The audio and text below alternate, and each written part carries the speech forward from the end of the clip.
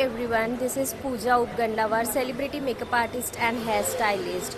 आज इथे एक मोठं एक्झिबिशन वामकडनं घेण्यात आलं आहे, जे आमच्या समाजासाठी सगळ्यात मोठं आणि एक सुंदर असं एक्झिबिशन 21 आणि 22 तारखेला वासवी कन्यका मंडपम इथे घेण्यात आलेलं आहे। आणि please do visit this exhibition. खूप प्रकारची ज्वेलरी, सगळ्याच प्रकारचे इथे काही सगळं तुम्हाला बघायला भेटणार आहे। थँक्यू। आनंद असोसिएट्सचा स्टॉल आहे। आम्ही सगळे फायनान्शियल सर्व्हिसेस, टॅक्सेशन, प्रॉपर्टी सगळं बघतो। 25 इयर्सचा एक्सपिरियन्स आहे आणि तितक्याच वर्षापासून आम्ही सगळेच सर्व्हिसेस प्रोव्हाइड करतो आहे, पूर्ण ऑथेंटिसिटीने। आणि एक सेकंड जनरेशन असण्याचा हा एक फायदा असतो की माझ्याकडे एक लेगसी आहे जी मी मेंटेन करते आहे। सो आय होप मी तुम्हाला पण ते प्रोव्हाइड करू शकेन। मी ट्रेझरर आहे या वाम बिझनेस एक्झिबिशनमध्ये सर्वांचं स्वागत आहे। आम्ही प्रयत्न केलेला आहे एक हात मदतीचा।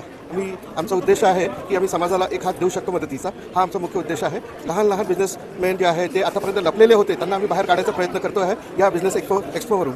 आम्ही बिल्डर कम्युनिटी आहे, लहान गिफ्टवाले आहे किंवा घरगुती आयटम्स आहे, फायनान्सवाला आहे, टुरिझम आहे, या सर्वांना आम्ही एकच प्लॅटफॉर्मवर आणायचा प्रयत्न केला आहे। इव्हन आम्ही डेकोरेशनवाला आहे किंवा टुरिझम आहे किंवा बिल्डर लॉबी आहे, यांना आम्ही सर्वांना या प्लॅटफॉर्मवर आणायचा प्रयत्न केलेला आहे। आमचा मुख्य उद्देश हाच आहे की समाज बांधव किंवा बाहेरचे सर्व जितकेही आहे या बिझनेस एक्सपोचा लाभ घ्यावा। धन्यवाद।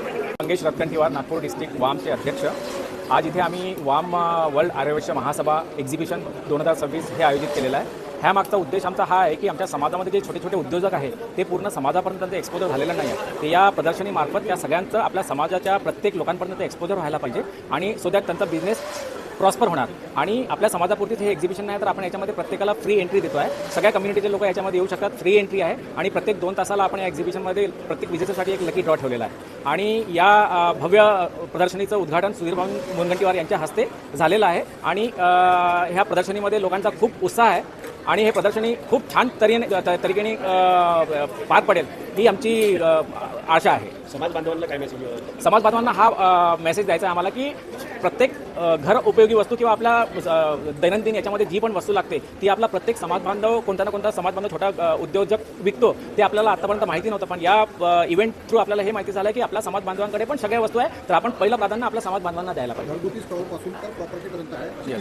आपल्या इथे फॅशन आहे, त्याच्यानंतर ज्वेलरी आहे, त्याच्यानंतर क्लोथिंग आहे, साडी आहे, गिफ्टिंग आहे, त्याच्यानंतर पेंट्स आहे, त्याच्यानंतर सगळे बिल्डर्स अवेलेबल आहे, त्याच्यामध्ये पूर्ण इन्फ्रास्ट्रक्चर आहे, सोलर आहे, टुरिझम आहे, ह्या सगळ्या गोष्टींचा आम्ही याच्यामध्ये इनकॉर्पोरेट केलेला आहे। AI समिटमध्ये जे आंदोलन काँग्रेसच्या वतीने करण्यात आलं त्याचा कितीही निषेध केला तरी कमी आहे। साधारणतः राष्ट्रीय स्तरावर किंवा आंतरराष्ट्रीय स्तरावर देशाच्या प्रगतीशी संबंधित एखाद्या विषयावर जर महत्त्वपूर्ण चर्चा, संवाद तज्ज्ञांसोबत होत असेल तर हे काही आंदोलनाचं स्थान नाही। AI समिटमध्ये जाऊन आंदोलन करायचं, आपला देश जगामध्ये या क्षेत्रामध्ये इनोव्हेशनमध्ये पुढे जावा हा भाव घेऊन माननीय विश्वगौरव युगपुरुष नरेंद्र मोदीजी काम करत असताना याला नाक कापून अपशकून करण्याचा प्रयत्न ही मन तंतोतंत फिट होते। पण राममोहन नायडू यांच्या राजीनाम्याची मागणी रोहित पवार यांनी केलेली आहे, त्या विमान कंपनीच्या मालकाशी त्यांचा संबंध असेल काही तिथं चौकशी अंती जे काही खरं असेल त्याच्यावर आधारित कारवाई होईल। शेवटी आरोपी कोण आहे, काय गुन्हा झाला आहे, त्याच्यामध्ये काही षडयंत्र आहे का, हे तर तपासाअंती जेव्हा निष्कर्ष येतील त्यावर आधारित कारवाई होईल। उद्या रोहित पवारनी काही सांगितलं म्हणून एखाद्यावर कारवाई होऊ शकते का? त्यांना तो अधिकारही नाही, त्यांनी त्यांचे मुद्दे मांडले आहे, त्या मुद्द्यावर आधारित चौकशीचा आग्रह करणे, चौकशीवर लक्ष ठेवणे आणि चौकशीचा निष्कर्ष आल्यानंतर त्यावर भाष्य करणे हे करण्याचा अधिकार आहे। पण एखाद्याला तुम्हीच ठरवाल, आरोपही तुमचा, तुम्हीच वकील, तुम्हीच न्यायाधीश असं होत नाही।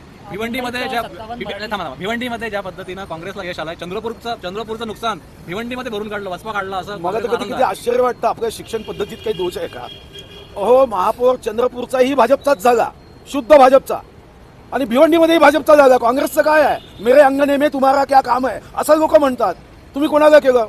हा, चंद्रपूरमध्ये आम्ही काँग्रेसवाल्याला महापौर केलं असतं तर मी समजू शकलो असतो की तुम्ही हिशोब चुकता केला, की आम्ही इकडे काँग्रेसवाला महापौर केला, तुम्ही तिकडे भाजपवाला केला। अहो, तुमचं नुकसान झालं हे जर तुम्हाला समजत नसेल ना तर देव सुद्धा तुमच्या पक्षाला वाचवू शकत नाही। चंद्रपूरचं काय उठ्ठ काढगं हो? चंद्रपूरमध्ये 24 कॅरेट भाजपचा महापौर आणि तुम्ही भाजपचाच उधार घेऊन गेला. म्हणजे काँग्रेस कार्यकर्त्यांनी काय मंदिरात जाऊन नुसतं बेल वाजवायची? मुंबईत 57 मराठी शाळा हे बंद पडण्याच्या वाटेवर आहे. नाही, बंद पडायच्या वाटेवर आहे म्हणजे मला माहिती नाही. आता विद्यार्थीच गेले नाही तर मग शाळेत फक्त मास्तर रिकाम्या बेंचेसला तर शिकवणार नाही ना. कशामुळे बंद आहे याचा अभ्यास केला पाहिजे. कशी करतील ते गृहमंत्री आहे.